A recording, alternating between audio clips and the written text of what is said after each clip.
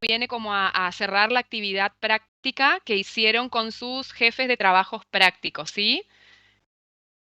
Bueno, voy a presentar cualquier consulta, bueno, escriben en el chat y las doctoras me hacen saber porque los silencié a todos para que no haya interferencias.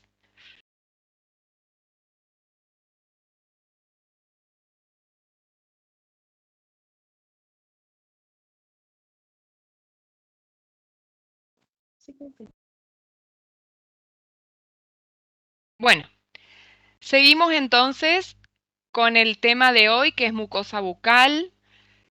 Vamos a ver mucosa masticatoria, o sea, según lo que es la clasificación. Pueden apagar las cámaras, si quieren, no hay ningún problema. Dentro de lo que vimos que es la clasificación histotopográfica y funcional de la mucosa, vamos a desarrollar mucosa masticatoria y la unión dentogingival. Bueno, muy bien. ¿A qué denominamos mucosa masticatoria? A aquella que está sometida directamente a las fuerzas de la masticación.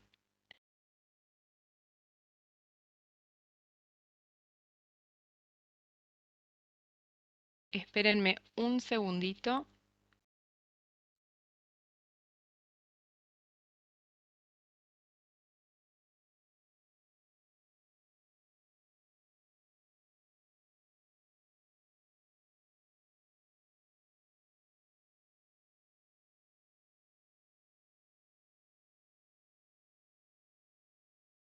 Mm.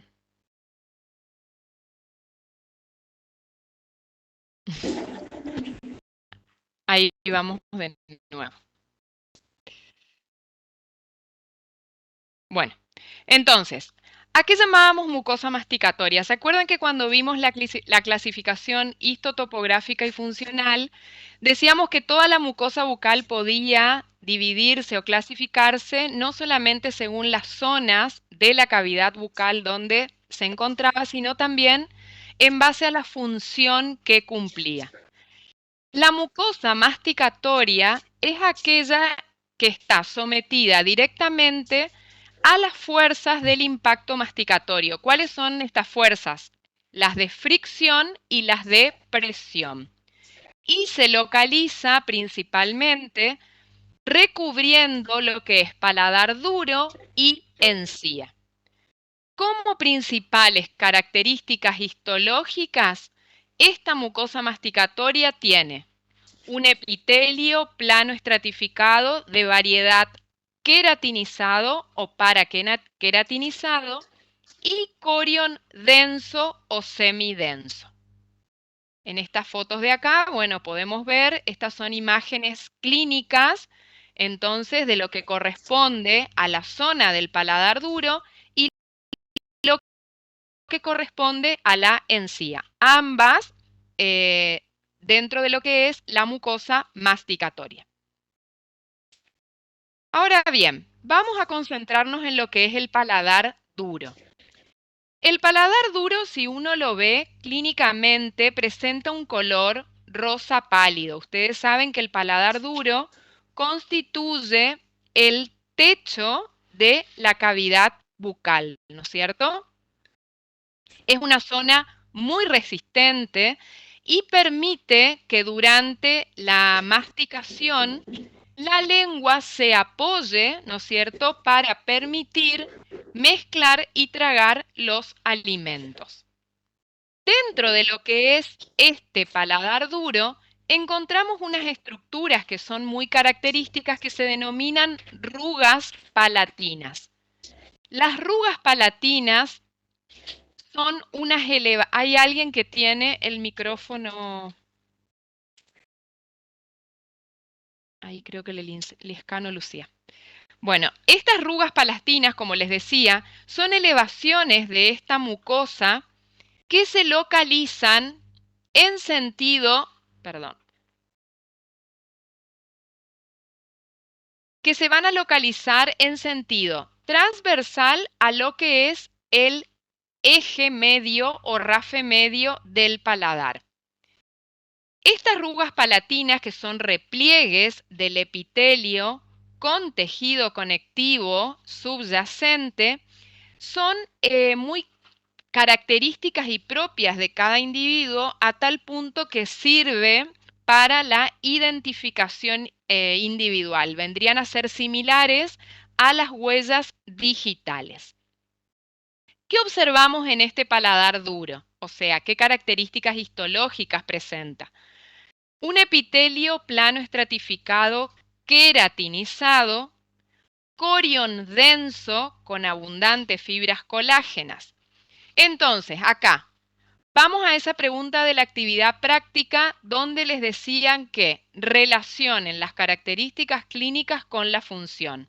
Si decimos que esta es una zona que recibe y soporta el impacto masticatorio, entonces es lógico pensar en que este epitelio se encuentra queratinizado, ¿no es cierto?, que está engrosado, que su corión está representado por gran cantidad de fibras colágenas, por eso es de variedad densa, ¿no es cierto?, justamente para resistir y absorber el impacto masticatorio. Si nosotros esa mucosa palatina la dividimos en zonas, vamos a tener primero, en la zona del medio, en la zona central, un eje que se denomina rafe medio, que uno lo puede sentir si se pasa la lengua contra el paladar. Es absolutamente perceptible. Este rafe medio es un reborde óseo donde el epitelio se fija a través del tejido conectivo al periósteo, ¿no es cierto? ¿Qué encontramos o cómo se divide esta mucosa palatina? Primero encontramos una región anterior, ¿sí?, y una región posterior. Luego tenemos que dentro de lo que es la región anterior vamos a tener la zona lateral anterior o zona lateral posterior. Dentro de lo que es la zona lateral anterior, ¿qué lo va a diferenciar y caracterizar? Que vamos a encontrar gran cantidad de células adiposas. Por eso, a la zona lateral anterior del paladar también se la denomina zona grasa o adiposa. Sin embargo, las zonas laterales posteriores se caracterizan por un predominio de acinos de glándulas salivales de tipo mucoso. Por eso a esa zona la reconocemos como zona glandular.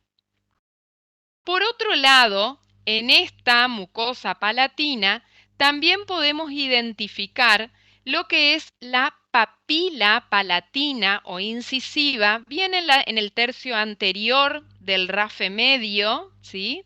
Ahí es donde está localizada, ahí es donde se ubica esta papila palatina o incisiva. Está formada por también, se caracteriza porque hay gran densidad de ese tejido conectivo, del tejido conectivo denso, con gran cantidad de fibras colágenas, y ahí es donde se va a encontrar el conducto nasopalatino. ¿Por qué es importante el conducto nasopalatino? Porque en ese conducto van a discurrir, van a atravesar justamente los nervios nasospalatinos y las arterias nasopalatinas, que después ya van a ver en anatomía, que son dos ramas muy importantes que dan inervación e irrigación a esta zona anterior del paladar. También es esta papila palatina es una zona muy propensa a la formación de quistes, ¿sí? Pero quistes que pueden ser reducidos y eliminados con facilidad.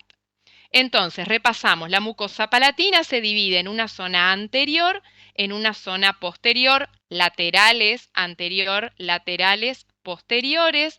La zona lateral anterior la llamamos zona adiposa o grasa, la zona lateral posterior la llamamos zona glandular. Luego encontramos el rafe medio, la papila palatina y por detrás del paladar duro se encuentra el paladar blando, del cual simplemente vamos a decir que está recubierto por mucosa de revestimiento y, bueno, las características histológicas las vamos a ver cuando desarrollemos este tipo de mucosa. Muy bien, ahora, respecto a la encía. ¿Qué podemos decir de la encía? Principalmente que la encía forma parte de una entidad que llamamos periodoncio o periodonto de inserción, junto con la unión dentogingival, ¿sí? Esta encía es la parte de la mucosa bucal masticatoria que tapiza los procesos alveolares y rodea al cuello de los dientes, ¿sí? A los cuales se va a adherir a través de la unión dentogingival. La encía es muy importante porque va a aislar a la corona y la va a proteger y va a proteger a las estructuras de sostén. Acá tenemos una imagen clínica, ¿sí? Donde podemos ver lo que constituye la encía. Ahora vamos a ver en las zonas en las que puede dividirse esa encía topográficamente. Decimos que encontramos una zona que se denomina encía libre o marginal, otra zona que se denomina encía adherida o fija. En este dibujo de la derecha está esquematizado, ¿no es cierto?, lo que corresponde, acá está lo que sería el diente, el esmalte dental, lo que corresponde a la encía libre y a la encía insertada o adherida. En sentido coronario, la encía termina en lo que llamamos borde o margen gingival libre, el cual va a determinar todo un borde festoneado alrededor de los dientes. Entre la encía adherida y lo que sigue luego, que es la mucosa alveolar, existe también una línea ondulada que se denomina unión o surco mucogingival, ¿sí? Entonces, la encía topográficamente se divide en dos zonas, la encía libre y la encía adherida. Luego se continúa con lo que llamamos mucosa alveolar. Por vestibular, si nosotros vemos la encía entre la encía adherida y la mucosa alveolar, existe entonces esta unión o surco mucogingival. Si nosotros vemos por lingual, o sea, una vista desde lo que es el piso de boca, no hay una demarcación tan manifiesta con la mucosa del piso de boca. Por palatino, si uno observa por palatino, vamos a ver que también la encía confluye o se continúa con lo que es la mucosa palatina sin una clara delimitación. Ahora vamos a ir viendo las características particulares de cada una de estas zonas. Dijimos entonces que tenemos una región que corresponde a la encía libre o marginal, que es esta que les estoy indicando acá con el cursor.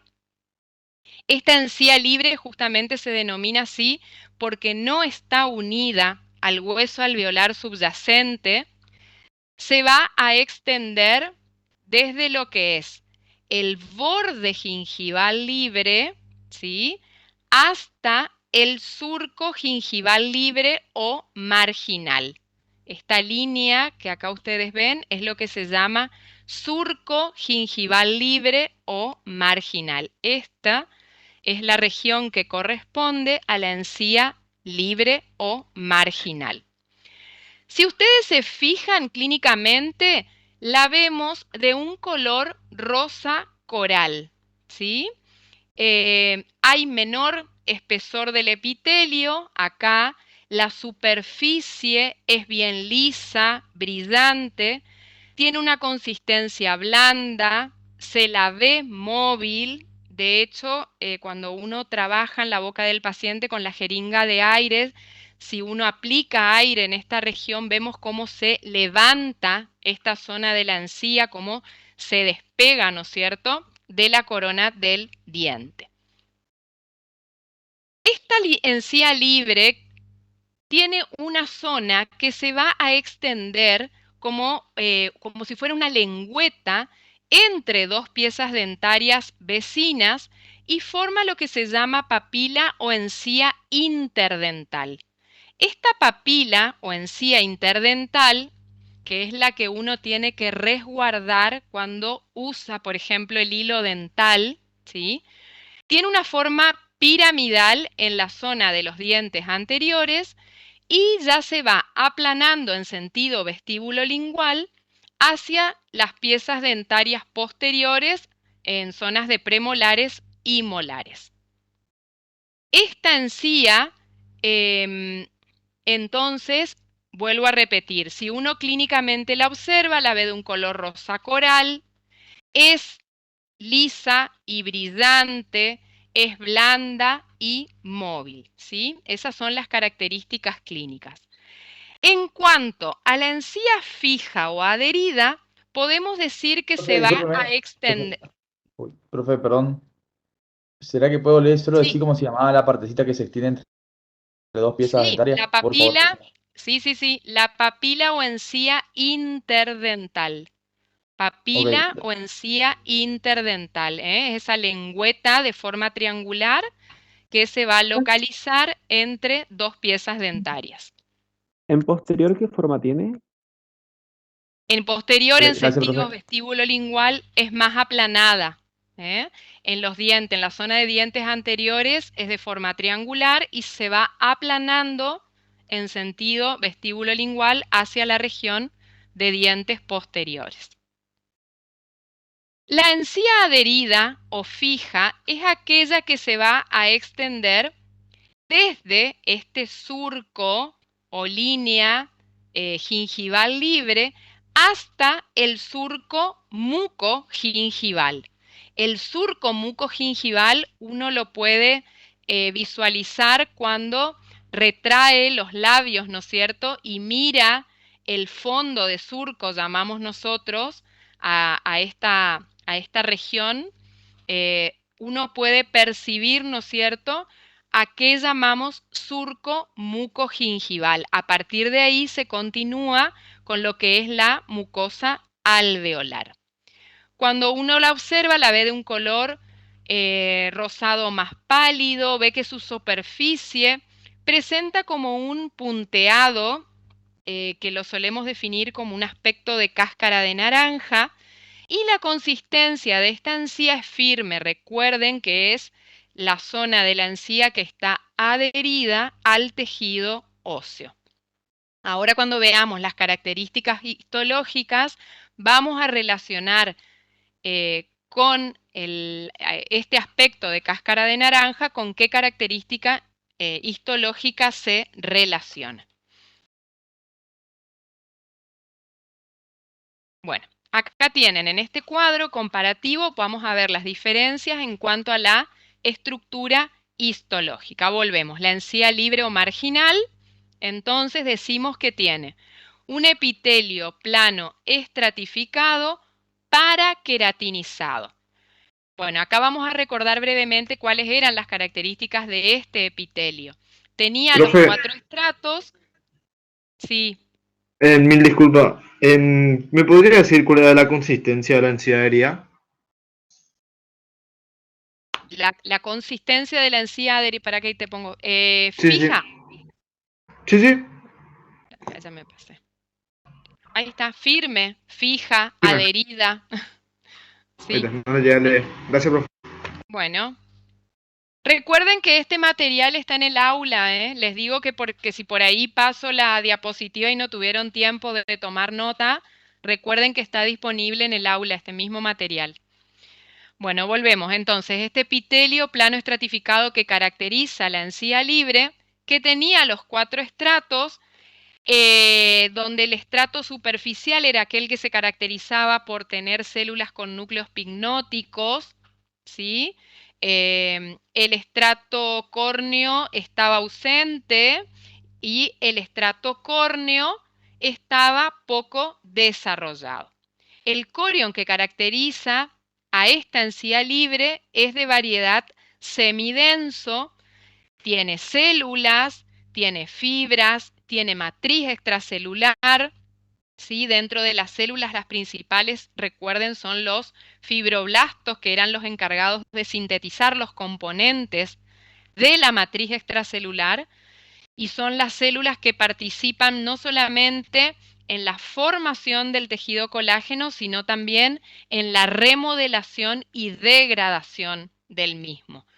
Otros tipos celulares que encontrábamos, mastocitos, macrófagos, etc. Dentro de las fibras, les recuerdo rápidamente, teníamos fibras colágenas, reticulares, elásticas, elásticas que también habían unas que son elásticas inmaduras, que son las que conocemos con el nombre de elaunina o de oxitalam. Y dentro de lo que era la matriz extracelular mencionábamos como componentes principales los proteoglucanos y los glucosaminoglucanos. Este preparado histológico, que es el que ustedes dibujaron hoy en la actividad práctica, es el que representa entonces a la encía libre. Acá podemos ver todo lo que corresponde al espesor del epitelio y lo que es el tejido conectivo corion. Ahora, ¿cómo se relaciona este epitelio con el tejido conectivo corion? Fíjense que esta membrana basal que los relaciona es de aspecto ondulado. Y observamos estas estructuras que se denominan papilas coriales. ¿Qué son las papilas coriales? Las proyecciones que hace el corion hacia el epitelio. Y a su vez también encontramos estas estructuras que se denominan crestas epiteliales, que son las invaginaciones que hace el epitelio hacia el corion. Ahora, decíamos que clínicamente esta encía libre nosotros la veíamos de un aspecto liso. ¿Por qué? Porque estas papilas coriales son del tipo adelomorfas. ¿Qué significa esto? Que no levantan la superficie del epitelio. Por lo tanto, esa superficie epitelial clínicamente la observamos como lisa. Ahora, en la encía adherida o fija, fíjense que la variedad de epitelio cambia, ya tenemos un epitelio estratificado, queratinizado, ¿sí? Profe, disculpe, Sí, las papilas coriales con qué hacía proyecciones. las papilas coriales son proyecciones del corion hacia el epitelio. Y en este caso son de tipo adelomorfas porque no levantan la superficie del epitelio. Las crestas epiteliales son las invaginaciones del epitelio hacia el corion. Esto.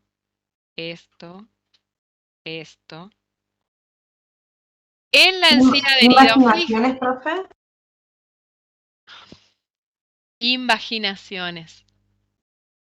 Sí, invaginaciones, chicas. ¿Saben la diferencia entre una invaginación y una evaginación? Invaginación es lo que va hacia adentro. Y yo no usé el término evaginación porque a lo mejor les cuesta entenderme cuando hablo. Por eso les dije proyección del corion hacia el epitelio. Es la papila corial.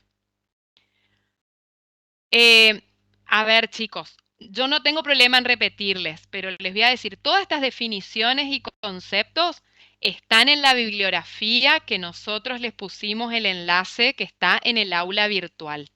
Entonces, uno por ahí lo que percibe es que acá hay falta de lectura de bibliografía. Y justamente estas son las cosas que a nosotros nos demuestran que ustedes no leen la bibliografía. Que no entienden las palabras o los términos que uno utiliza, ¿sí? Se tienen que ir familiarizando con estos conceptos, claro, y a su vez armando el glosario, que para eso les insistimos con el uso del glosario. Bueno, seguimos. Entonces, Vamos a lo que es la encía adherida o fija, ¿sí? Les dije entonces que tenemos un epitelio plano estratificado de tipo queratinizado, ¿sí? Acá está más engrosado el epitelio. La variedad de tejido conectivo, fíjense que también varía a denso, ¿sí?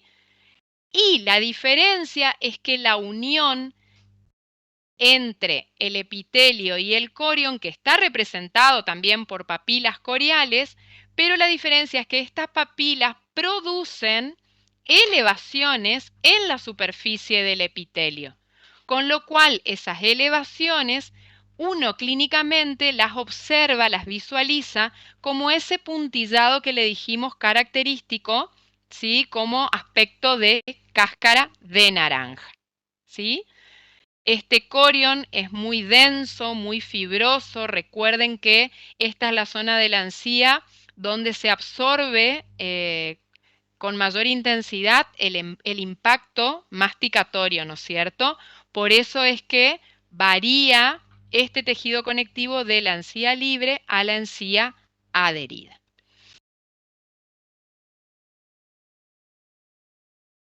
Bueno, ¿qué más encontramos acá a nivel de la encía?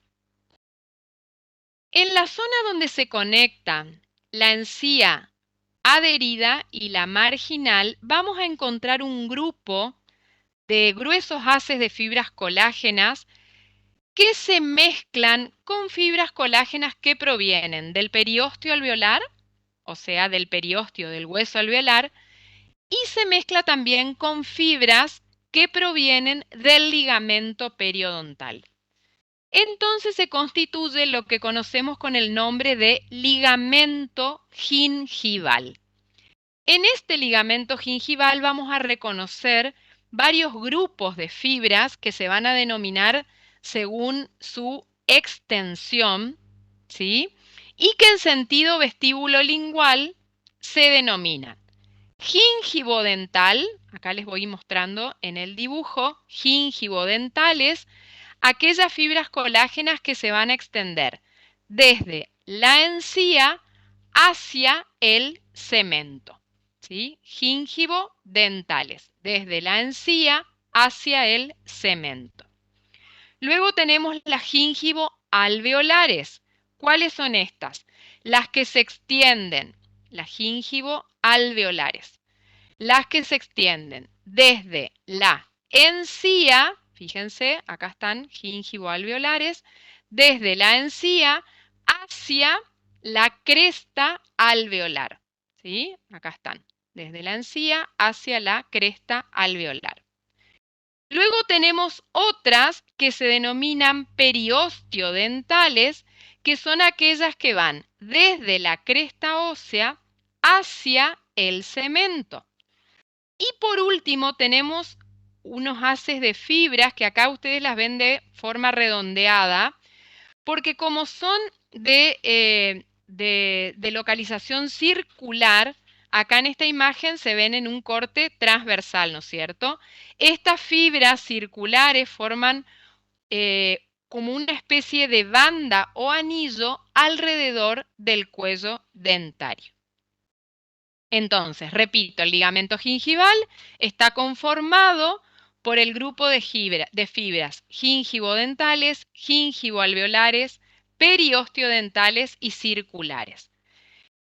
En la encía interdental, no la podemos observar acá en este dibujo, existe otro grupo más que se denomina transeptal o dentodental, ¿sí? Pero acá no podemos visualizarlas. Entonces, el grupo de fibras transeptales o dentodentales. Bueno, muy bien. Ahora vamos a ¿Puede ver repetir qué era el ligamento ¿Qué? gingival? ¿Cómo? Usted dijo un concepto del ligamento gingival que no llegué a anotar. Sí, el ligamento gingival se localiza en la zona donde se conectan la encía adherida y la marginal y está formado por haces de fibras colágenas muy gruesos que se entremezclan con fibras provenientes del periósteo y del ligamento periodontal.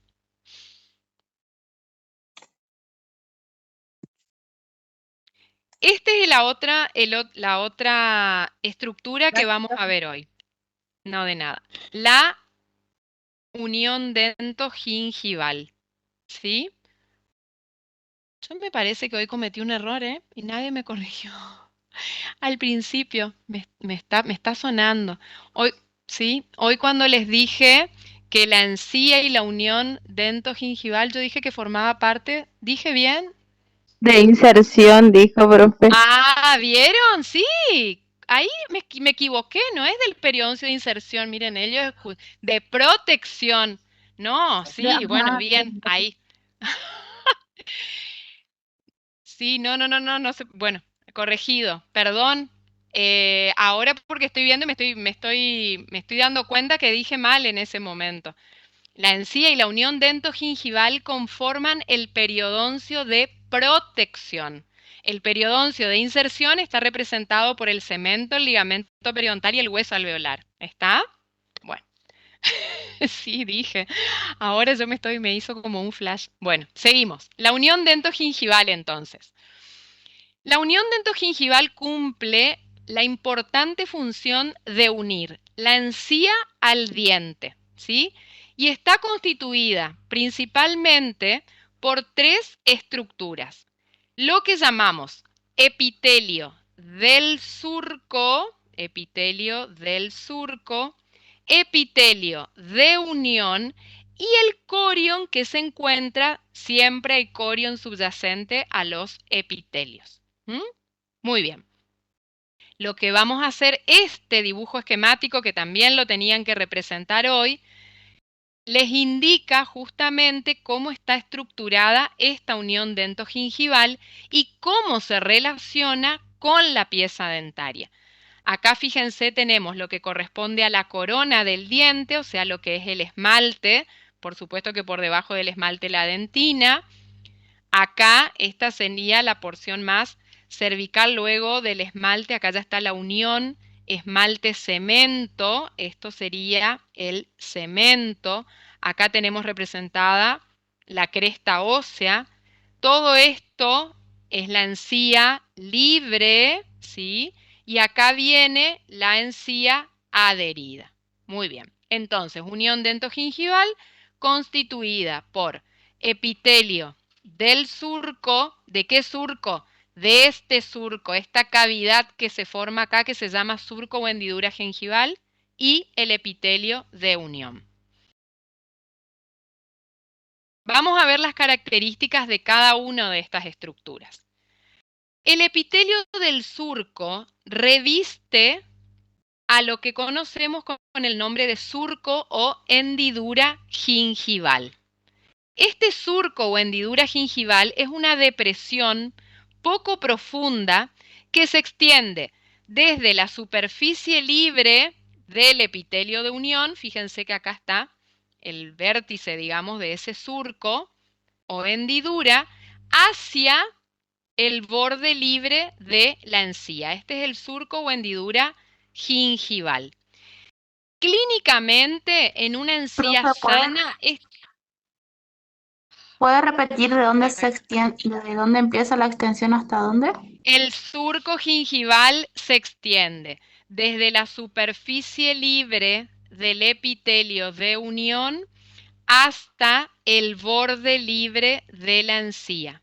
Tiene una profundidad fisiológica normal de 0,5 esta profundidad a 1 milímetro, ¿sí? Esa es la profundidad que tiene normalmente este surco o hendidura gingival. Esta profundidad nosotros la podemos medir con un instrumento que usamos los odontólogos que se llama sonda periodontal, que tiene como una regla, está milimetrada, y al introducir nosotros esa sonda, que es un instrumento muy fino, en el interior de este surco podemos medir su profundidad y saber si se encuentra en condiciones normales. Eso es lo que se Este suele epitelio del retraer, profe. surco, ¿cómo? Eso es lo que se suele retraer. Sí, bueno, acá es donde suelen ocurrir los principales cambios en una gingivitis, ¿no es cierto? Que después puede continuarse con una periodontitis. ¿Eh? Bueno, ¿qué características histológicas tiene este epitelio del surco? Presenta un epitelio plano estratificado no queratinizado. Acuérdense que era aquel que tenía 3 estratos, uno basal, otro intermedio y otro superficial. Las células de este epitelio están próximas unas con otras, ¿sí? Estas células pueden presentar degeneración intracelular antes de ¿qué? Antes de ser descamadas hacia este surco gingival, ¿sí? Entonces, las células, acuérdense de lo que era el estrato superficial, se descaman hacia el surco o hendidura gingival y luego son eliminadas hacia la cavidad bucal. En este epitelio del surco hay una intensa actividad mitótica, y estas mitosis ocurren rápidamente. Por eso es que este epitelio del surco tiene un tiempo de renovación celular de aproximadamente 7 días. Verán que es como muy intensa, ¿no es cierto?, la actividad mitótica que ocurre acá. La unión de este epitelio con el corion subyacente, fíjense que es lisa, no tiene papilas, por eso decimos que es apapilar. Por eso acá el dibujo aparece una línea lisa. Perdón. ¿Sí? Entonces, es apapilar, casi recta les diría. Este epitelio del surco va a funcionar y trabajar como una membrana semipermeable por la que pueden pasar productos tóxicos de bacterias. ¿Desde dónde? Desde este surco hacia el corion o tejido conectivo laxo que se encuentra acá en la región subyacente. Entonces, recordamos epitelio plano estratificado no queratinizado, tejido conectivo laxo, la unión acá, la unión epitelio tejido conectivo es lisa o apapilar. El epitelio de unión. Ahora vamos a esta estructura, esto que está pintado de amarillo. Este epitelio de unión también se lo conoce con el nombre de adherencia epitelial o manguito epitelial. Es una banda epitelial que se va a fijar alrededor del cuello de los dientes, alrededor de la corona del diente, y va a conectar la encía, ¿con qué? Con la superficie del esmalte. Fíjense acá, el epitelio de unión une la encía con el esmalte de la pieza dentaria, ¿sí? Tiene una forma triangular, donde está la base de ese triángulo acá en el fondo del surco o hendidura gingival, y el vértice en la unión del esmalte con el cemento o unión amelocementaria. Histológicamente también presenta un epitelio plano estratificado no queratinizado, ¿sí? Tiene corion laxo. Vamos a ver que tiene un espesor de aproximadamente 15 a 30 células en su parte más ancha, que es acá en la base del surco, ¿sí? Sin embargo, su espesor mínimo, que alcanza de a 1 a 2 células, la encontramos acá en la unión del esmalte con el cemento. Este epitelio de unión, ¿sí?, histológicamente vamos a diferenciar que está constituido por dos, o su ultraestructura, ¿no es cierto?, que está constituida por dos poblaciones celulares importantes. Lo que llamamos población intrínseca, que acuérdense, está representada por los queratinocitos, y lo que llamamos población extrínseca, representada principalmente por células como granulocitos, linfocitos y monocitos.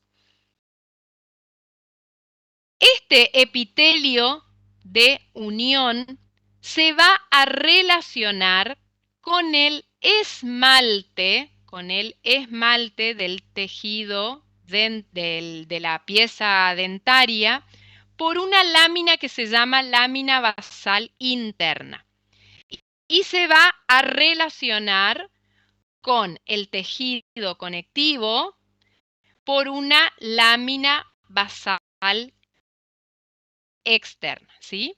Estos queratinocitos, que son los que van a abundar en este epitelio de unión, pueden localizarse en la zona basal, ¿sí? En la zona basal de manera perpendicular. Tienen justamente una forma, ustedes pueden ver que tienen una forma cuboidea, tienen abundante RER, abundante Golgi, van a estar unidos a la lámina basal externa por hemidesmosomas, ¿sí? Y a su vez esa lámina basal externa conecta, ¿no es cierto? ¿Con qué? Con el tejido conectivo subyacente. Entonces acá están las células basales. Acá podemos ver el dibujo ampliado de estas células. Luego tenemos en mayor número las células suprabasales, las cuales ya las vemos que están dispuestas de manera paralela, ¿sí?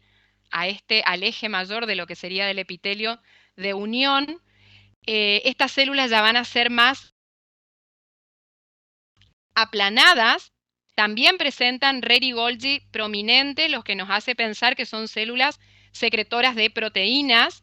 Acuérdense, van a formar glucosaminoglucanos y van a ser las células responsables de mantener la integridad de las dos láminas basales, ¿sí? Estas células se van a relacionar unas con otras y entre ellas van a haber espacios intercelulares amplios. Estos espacios intercelulares amplios van a favorecer el paso de leucocitos, ¿sí?, hacia el fondo del surco gingival, y también es un inconveniente este espacio intercelular amplio.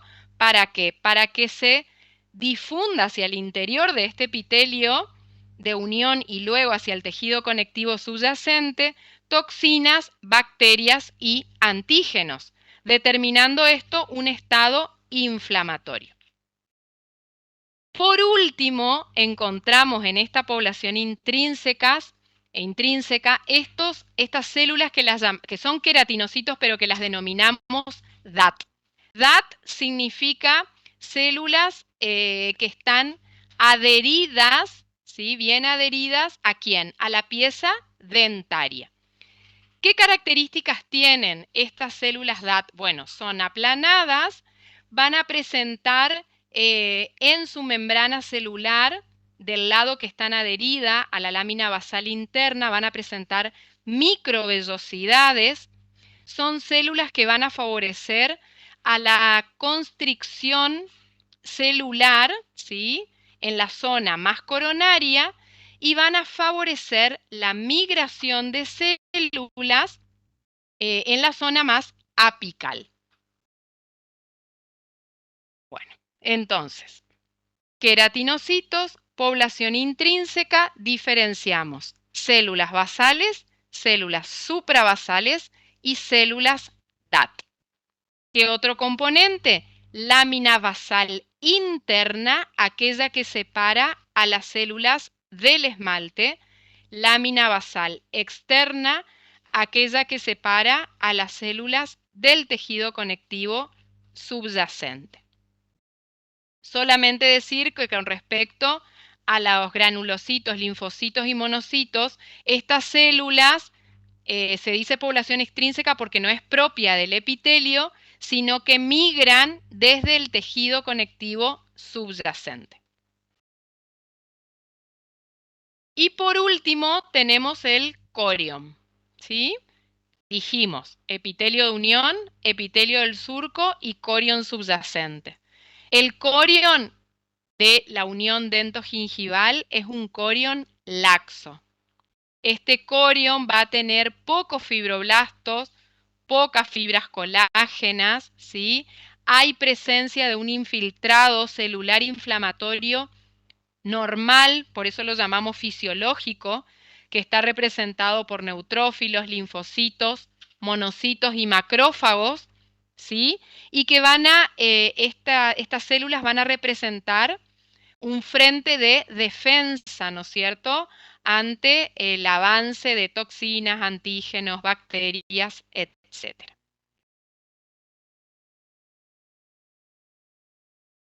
Bueno, por último, este es un concepto que nosotros se lo queremos dejar porque después lo van a escuchar principalmente a partir del año que viene, ¿no es cierto?, que es lo del líquido, del fluido o líquido crevicular o gingival.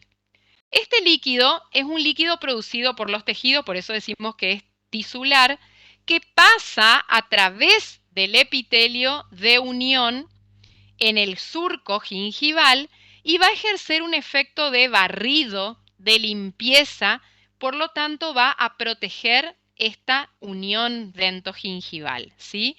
Como el epitelio de unión es permeable, va a permitir que ese fluido fluya desde el corion subyacente hacia el surco gingival y arrastre, ¿no es cierto?, todas las sustancias, digamos, y componentes indeseables. Principalmente este fluido crevicular o gingival está formado por plasma extravasado, bueno, y distintos componentes de naturaleza extracelular. Bueno, terminamos. Profe, ¿puede volver a la imagen anterior o ya salió?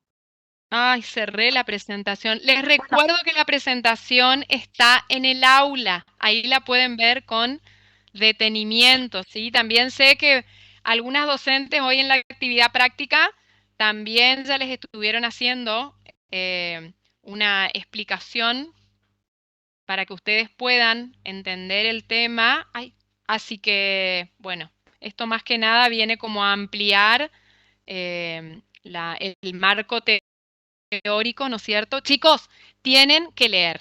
Lean, por favor, de la bibliografía. Lean del libro de la doctora de Ferraris, usando todo el material que nosotros le ponemos a su alcance a través del aula, ¿sí?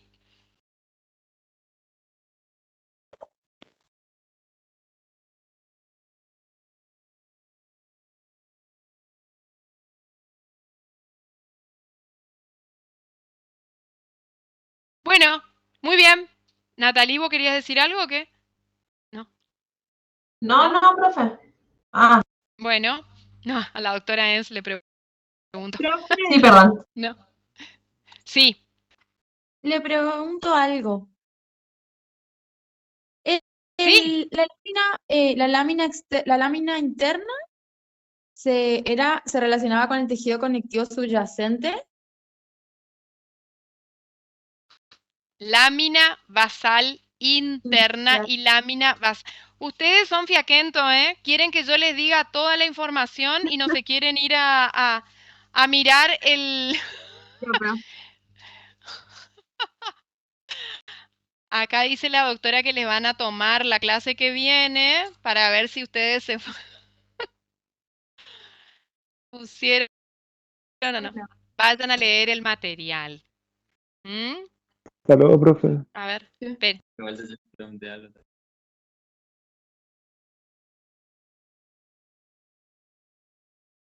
¿Ya nos podemos ir, profe? Sí, hasta acá llegamos. Ah, bueno. Nos vemos la Hasta semana luego. que viene. Gracias, profe. Gracias. No, profe. Chao, profe, gracias. Gracias. Chao. Chao, profe, hasta luego. Profe. Chao, profe. Hasta luego, profe. Chao, profe. Profe, hoy hay cuestionario. Hasta luego. A las 7.